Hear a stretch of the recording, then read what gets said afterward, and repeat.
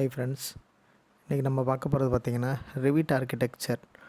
Revit ஆர்கிடெக்சரில் நம்ம வந்து AutoCAD மட்டும்தான் நம்ம இப்போ யூஸ் பண்ணிக்கிட்டு இருக்காங்க. சில ஆர்கிடெக்ட் ஆஃபீஸில் அப்புறம் எல்லா இடத்துலையும் பார்த்திங்கன்னா ஆட்டோகேட் மட்டும்தான் மேஜராக யூஸ் பண்ணிகிட்ருக்காங்க.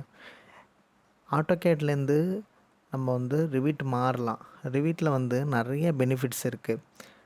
நம்ம ஆட்டோகேட்டில் வந்து பார்த்திங்கன்னா சின்ன சின்ன எலமெண்ட் வந்து நம்ம எல்லாமே க்ரியேட் பண்ணி லைன்ஸ் கமாண்ட் கொடுத்து நம்ம ஒர்க் பண்ணுற மாதிரி இருக்குது. அதையும் நம்ம ரிவிட்டில் பார்த்திங்கன்னா பிக் அண்ட் ப்ளே, அதாவது எல்லாமே ஆப்ஜெக்டாகவே நமக்கு இருக்குது. ஸோ பிக் அண்ட் ப்ளேயில் யூஸ் பண்ணும்போது நம்ம கமாண்ட்ஸ் அதிகமாக நம்ம வந்து மனப்பாடம் பண்ணணும் தேவையில்லை.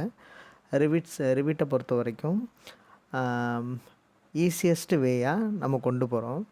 அதுக்கடுத்து பார்த்திங்கன்னா ஏன் நான் ரிவிட் யூஸ் பண்ணணும் அப்படிங்கிற தம்ப்லைன் அதாவது வச்சுருக்கேன். இந்த இதில் ரிவிட் ஏன் யூஸ் பண்ணுறோம், ஆட்டோகேடை விட ரிவிட் என்ன பெஸ்ட் இருக்குது, அதோட பெனிஃபிட்ஸ் என்ன அப்படிங்கிறத இந்த வீடியோவில் எண்டில் சொல்லிகிட்டே வரேன்.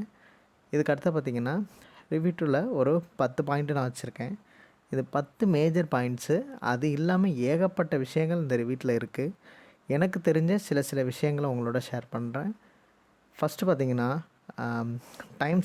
டைம் சேவர் ஏன் அப்படின்னு நான் சொல்கிறேன்னா, ஃபஸ்ட் எடுத்தோன்னு பார்த்திங்கன்னா ஆட்டோகேடில் நம்ம ஒரு பிளான் வரைவோம், அதுக்கப்புறம் அதுக்கான எலிவேஷன் வரைவோம், அதுக்கு அடுத்தது செக்ஷன் கொடுப்போம்.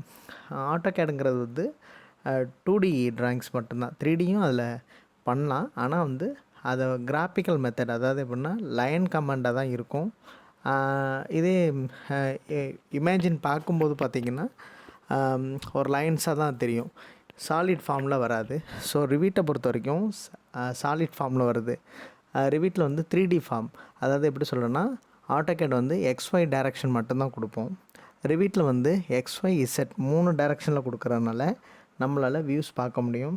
அது மட்டும் இல்லாமல் நீங்கள் பிளான் வரையும் போதே இசட்டோட வேல்யூவும் நீங்கள் கொடுத்துட்றீங்க, அதாவது பில்டிங்கோட ஹைட்டோ எதுவும் கொடுத்துட்றதுனால உங்களால் அந்த வீடு அந்த பிளான் வரைஞ்சிக்கிட்டு இருக்கும்போதே உங்களால் வந்து 4 பக்க எலிவேஷனையும் அதே மாதிரி பிளானில் உள்ள செக்ஷன்ஸையும் உங்களால் எப்போ வேணாலும் அதை உடனே அப்சர்வ் பண்ணி எடுத்துக்க முடியும்.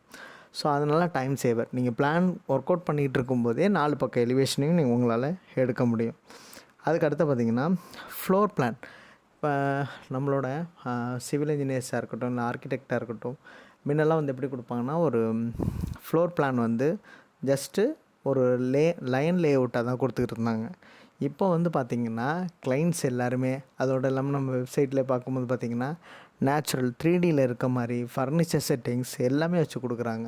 ஸோ நம்ம ஒரு பிளான் வரையும் போதே அவங்களுக்கு கொடுக்கும்போது, அதாவது கிளைண்ட்டை வந்து இம்ப்ரெஸ் பண்ணுறதுக்கு நிறைய விஷயங்கள் ஆட் பண்ணிக்கிட்டே இருக்காங்க. அதை வந்து இந்த ரிவிட்டில் ஈஸியாக நம்மளால் பண்ண முடியும்.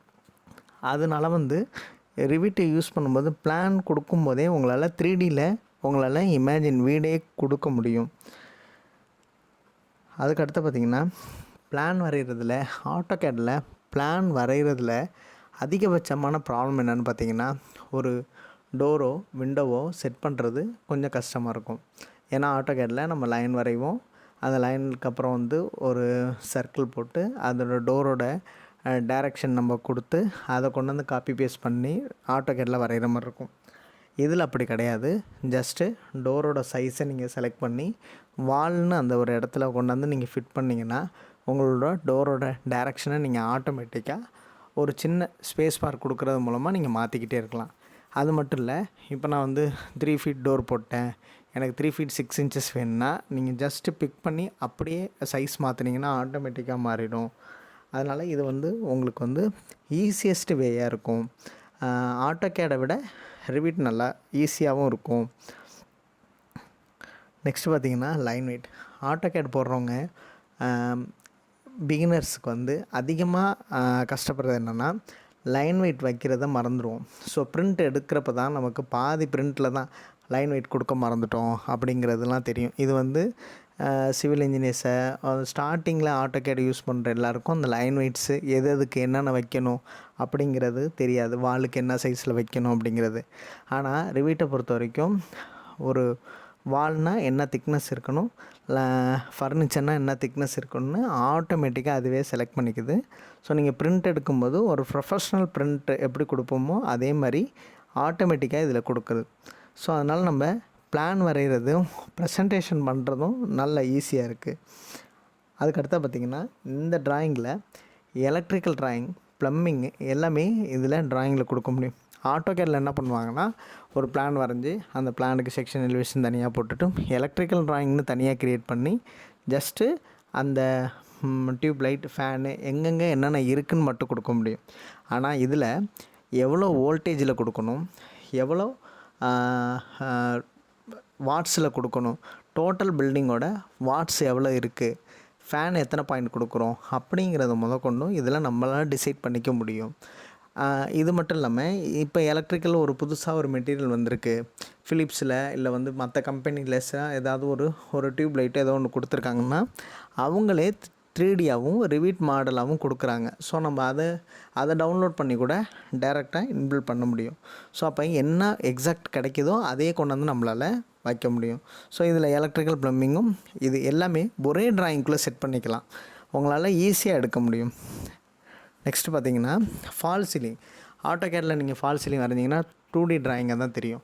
ஸோ இதில் வந்து உங்களால் இமேஜின் எப்படி கொண்டு வரோம், ஃபால் சீலிங் எந்த மாதிரி இருக்குது, எப்படி கொண்டு வர போகிறோம் அப்படிங்கிற விஷயங்களில் வந்து இதில் ஈஸியாக உங்களால் கிளியராக 3Dயில் எவ்வளோ டிஸ்டன்ஸில், எவ்வளோ ஹைட்டில், எவ்வளோ டெப்த்தில் அப்படிங்கிறத இதில் கிளியராக காட்ட முடியும். அதுக்கடுத்து பார்த்திங்கன்னா மேஜர் ஆஃப் த ரோல் என்னென்னா, நம்ம ஒரு பில்டிங் பிளான் பண்ணும்போது அதோட எஸ்டிமேஷன் தேவைப்படும். எஸ்டிமேஷன் எடுக்கும்போது அதுக்குள்ள குவான்டிட்டி எடுக்கிறதுக்காக நம்ம லென்த்து, பிரெத்து எல்லாத்தையும் நம்ம கால்குலேட் பண்ணுற மாதிரி இருக்கும். இதில் வந்து எப்படின்னா ஜஸ்ட்டு அதோட குவான்டிட்டியை மட்டும் எடுக்கணும் அப்படின்னா பிரிக்கு எவ்வளோ தேவைப்படுது, அதுக்கப்புறம் வந்து சிமெண்ட் எவ்வளோ தேவைப்படுது,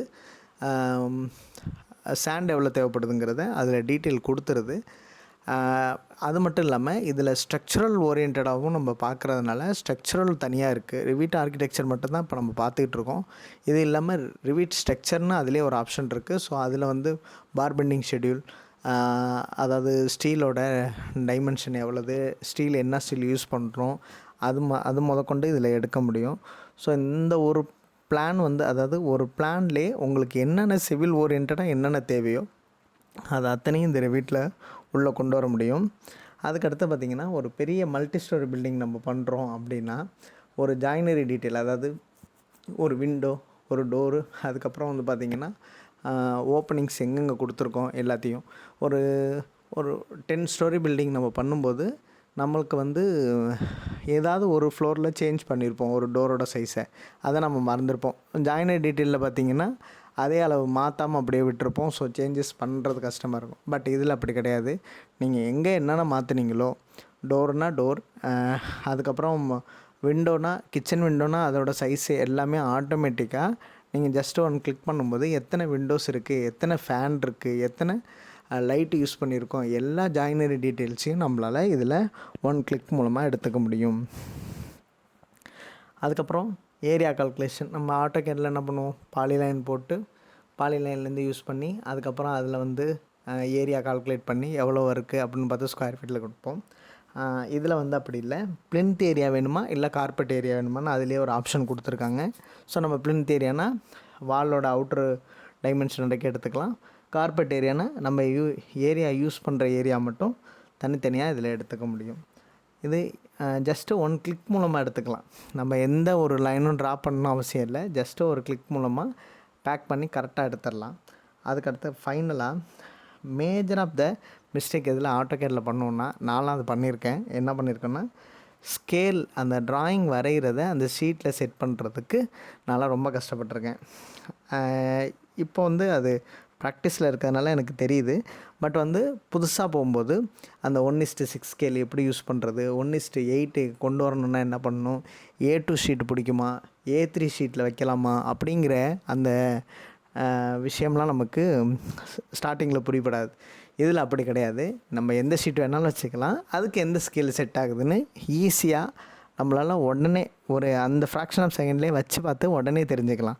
ஸோ இது வந்து மேஜர் ஆஃப் த ரோல். நான் பார்த்ததில் ஆட்டோகேடை விட ரிவிட் வந்து எனக்கு ஈஸியாக இருக்கிறதுக்கு இது ஒரு காரணம்.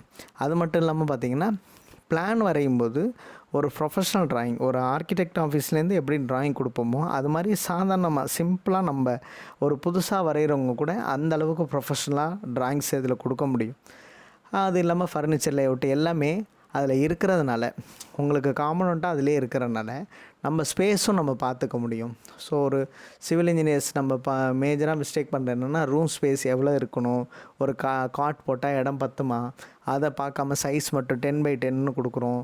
ஸோ விண்டோ வைக்கிறோம், கபோர்டு வைக்கிறோம், அதெல்லாம் நம்ம வந்து இதில் ஈஸியாக நம்மளால் வந்து ஐடென்டிஃபை பண்ணி எல்லாமே காம்பனண்ட்டாக இருக்கிறதுனால எடுத்து அந்த ரூம் ஃபில் பண்ணி பார்க்கலாம். இந்த அளவு பத்தும், இது பத்தாது அப்படிங்கிறத அதில் தெரிஞ்சுக்கலாம். இவ்வளோ மேஜர் பாயிண்ட்ஸ் இருக்குது.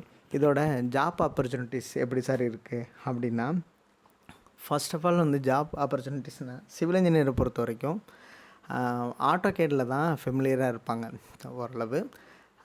ரிவிட் வந்து பாதி பேருக்கு இன்னும் அந்த ஃபீல்டுக்குள்ளே சிவில் இன்ஜினியர்ஸ் வரல, ஆர்கிடெக்ட் நிறைய பேர் வந்திருக்காங்க. ஸோ சிவில் இன்ஜினியர்ஸ் எல்லாருமே என்ன பண்ணுறாங்கன்னா, சைட்டுக்கு அதிகமாக போகிறதுனால அவங்களுக்கு வந்து ட்ராயிங்ஸ் போட்டு கிளைண்ட்டை வந்து இம்ப்ரெஸ் பண்ணுறதுக்கான வாய்ப்புகள் குறைவு.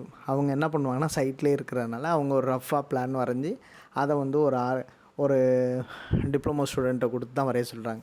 ஸோ அந்த மாதிரி இடத்துல நம்ம ஒரு டிப்ளமோ ஸ்டூடெண்ட்டாக இருக்கோம், இல்லை நம்ம ஒரு இன்ஜினியர் ஸ்டூடெண்ட்டாக இருக்கோம்னா, அந்த ட்ராயிங்ஸை நீங்கள் போட்டு தரது மூலமாக ஒரு 5-6 இன்ஜினியர்ஸை நீங்கள் கான்டாக்டில் வச்சுக்கிட்டிங்கன்னா அவங்களுக்கு ட்ராயிங் போட்டு கொடுக்குறது மூலமாக உங்களால் ஏர்னிங்ஸ் பண்ண முடியும். First point. அதுக்கடுத்து பார்த்திங்கன்னா, ஒரு ஆர்கிடெக்ட் ஆஃபீஸோ இல்லை ஒரு சிவில் இன்ஜினியர் ஆஃபீஸ்லேயோ நீங்கள் போனீங்கன்னா உங்களோட பிளானு, செக்ஷன், எலிவேஷன் எல்லாத்தையும் நீங்கள் வரைஞ்சி 3D முதற்கொண்டு அவங்களுக்கு வரைஞ்சி கொடுக்கலாம். அது மூலமாகவும் ஏர்னிங்ஸ் பண்ணலாம். இது இல்லாமல் கடைசி ஆப்ஷன் என்னென்னு பார்த்திங்கன்னா, உங்கள் ஏரியாவில் உங்களுக்கு தெரிஞ்ச பிளான், நீங்கள் யூஸ் பண்ணுற 3D உங்களோட நாலேஜை யூஸ் பண்ணி நீங்கள் ஒரு அப்ரூவல் ட்ராயிங் போட்டு தரத்துக்கு இந்த ரிவிட்டை யூஸ் பண்ணலாம். அதிலே 3D பிளான் கொடுக்கலாம். நீங்கள் வந்து நார்மலாக யூஸ் பண்ணிகிட்டு இருக்கும்போது ஒரு ஒரு ஒரு 1 மந்த்துக்கு அட்லீஸ்ட் 2 ட்ராயிங் அப்ரூவல் ட்ராயிங்ஸும் 2 ட்ராயிங் 3Dயும் வந்தாலும் உங்களால் மந்த்லி ஒரு 30,000 ஏர்ன் பண்ண முடியும்.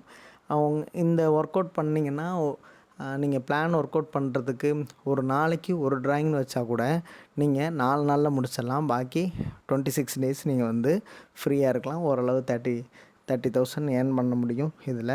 ஸோ இதை இனி வரும் காலங்களில் ரிவிட்டில் யூஸ் பண்ணுறது எப்படி, அதுக்கான டீட்டெயில்ஸ் என்னென்ன பண்ண போகிறோம், என்னென்ன ஸ்டெப்ஸில் நான் வந்து யூஸ் பண்ண போகிறேன், ரிவிட்லேருந்து 3Dயாக இப்போ உள்ள 3Dயில் வந்து லூமியான்ங்கிற சாஃப்ட்வேரோட சப்போர்ட் பண்ணி நான் எப்படி யூஸ் பண்ண போகிறேங்கிறத இனி வரும் ஒவ்வொரு வீடியோவாக நான் போடுறேன்.